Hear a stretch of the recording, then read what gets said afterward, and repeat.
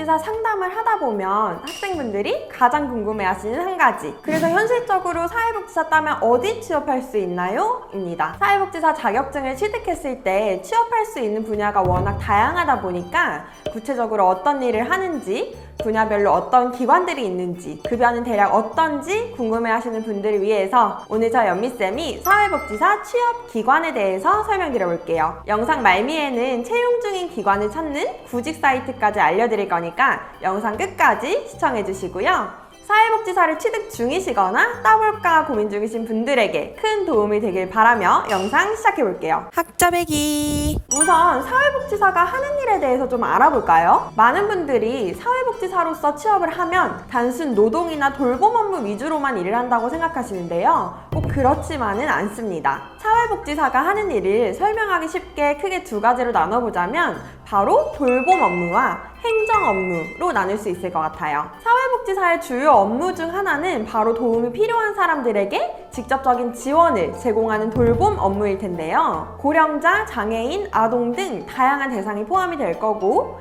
각 대상자들이 일상생활을 무리 없이 할 수 있게 도와주면서 심리적, 정서적 안정을 돕는 데에 중점을 두고 있습니다. 한 가지 예를 들어보자면 노인분들이 자립적으로 생활할 수 있게끔 식사나 목욕 등 기본 일상생활을 돕는다든지, 정서적인 안정이 필요한 아이들에게 상담을 지원한다든지 등의 예를 들 수 있겠죠. 또한 자원봉사자와 협력해서 여러 가지 프로그램을 운영하기도 하고요. 필요한 경우에는 가족들과 소통해서 종합적인 지원이 이루어지게 돕기도 합니다. 그런데 단순히 이런 돌봄 역할에 그치지 않고 복지기관의 운영을 위한 다양한 행정 업무에서도 중요한 역할을 하는데요. 예를 들면 다양한 프로그램이 안정적으로 운영되게 예산을 계획하는 일도 하고요. 정부에서 나오는 지원금 관리를 하거나 후원처를 모집해서 장기적인 자원 조달 계획을 세우는 일도 하는데, 이러한 과정들을 통해서 복지관이 경제적으로 좀 안정적인 환경을 유지할 수도 있고 더 많은 사람에게 질 높은 서비스를 제공할 수 있게 된다고 합니다. 이처럼 사회복지사는 대상자에게 실질적인 도움을 제공하는 동시에 복지기관 운영에 도움되는 일까지 좀 다양한 업무를 한다는 걸 알 수 있겠죠? 그럼 이론적으로 사회복지사가 하는 일에 대해서 간단히 살펴봤는데요. 실제 취업이 이루어지는 기관들은 어떤 기관들이 있을까요? 사회복지사를 크게 분류해보면 노인,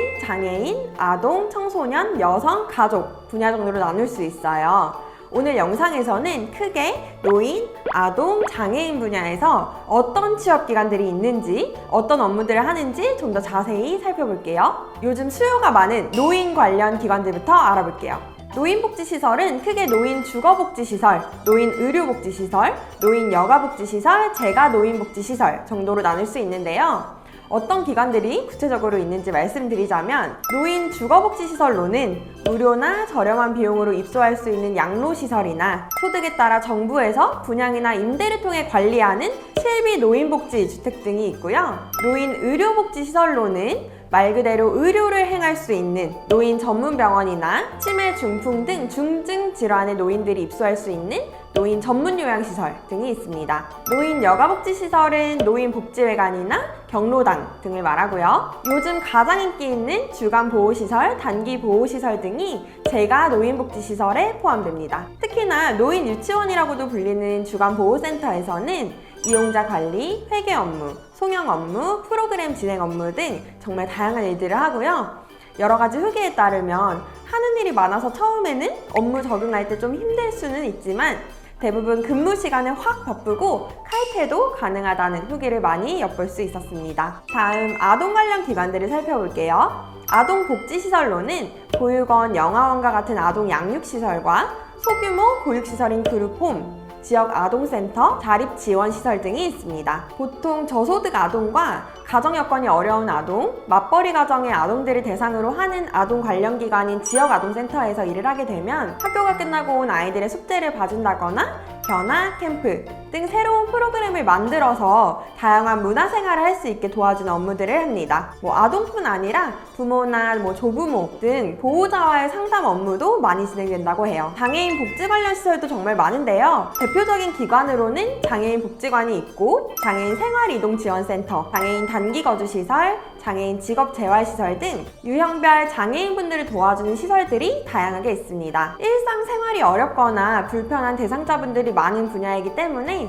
예를 들면 식사를 도와드리는 일상 보조 업무부터 능력을 키워서 직업을 갖게 도와주는 일까지 그들이 살아가는 데 있어서 꼭 필요한 업무를 하는 경우가 많습니다. 이외에도 건강가정지원센터, 다문화 가족지원센터, 해바라기센터, 노숙인센터 등 다양한 기관들이 있으니까 사회복지사로의 취업을 생각하시는 분들은 나에게 잘 맞는 분야는 어떤 분야인지를 좀 곰곰이 생각해 보시고 준비를 하신다면 좀 더 전문성을 갖춰 나가면서 일을 하실 수 있겠죠? 그렇다면 사회복지사가 받는 급여는 어떻게 될까요? 물론 사회복지 분야나 기관에 따라서 급여는 좀 다를 수 있지만 사회복지시설 종사자 인건비 가이드라인을 통해서 보편적으로 받는 기본급에 대해서 먼저 알아볼게요. 이제 일을 시작하는 사회복지사 분들은 4급이나 5급의 호봉으로 확인하시면 되는데요. 1호봉 기준 4급은 214만원, 5급은 209만원 정도로 확인할 수 있고요. 최소 3년 이상 근무한 경력부터는 3급, 5년 이상 근무 시에는 2급,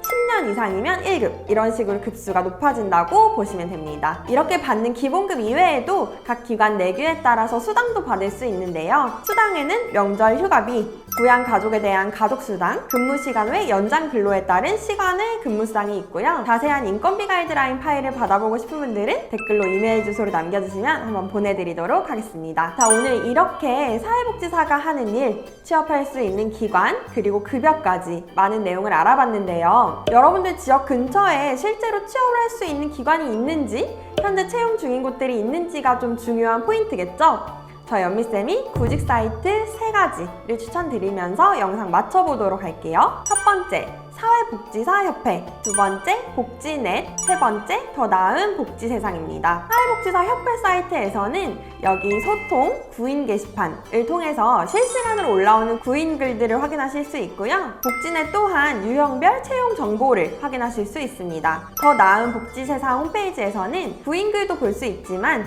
다양한 취업 정보를 공유하는 커뮤니티도 활성화되어 있으니까 사회복지사 일자리가 없으면 어떡하지 막막하게 생각하지만 마시고 직접 사이트들을 들어가 보시면서 현황을 체크해 보시는 걸 추천드리고 싶어요. 학자배기! 주변에서 노후 대비 자격증으로 다들 사회복지사 자격증 딴다고 하니까 나만 없는 건 좀 불안하다 싶은 분들도 계실 거고요. 취업을 할지 안 할지는 모르겠지만 자격증만이라도 우선 따놔야겠다 라고 생각하시는 분들도 계실 거예요. 근데 이왕 비용을 내고 시간을 투자해서 취득하는 거라면 자격증을 취득한 후에 활용할 방법까지도 염두에 두시는 걸 저는 추천드리고 싶거든요. 아직 시작은 안 했지만 진지하게 고민 중이신 분들이라면 오늘 영상 다시 보시면서 나는 어떤 유형의 기관들이 좀 맞을지, 내가 생각했던 급여 범위에 있는지 이런 부분들 한번 되짚어 보시고요. 사회복지사 취득 방법에 대해서 더 구체적으로 상담받고 싶다고 저 연미쌤을 찾아주시면 제가 잘 안내해 드리도록 하겠습니다. 아래에 카톡 링크로 1:1 상담 문의를 남겨주세요. 여러분들의 노후를 응원합니다. 감사합니다. 안녕.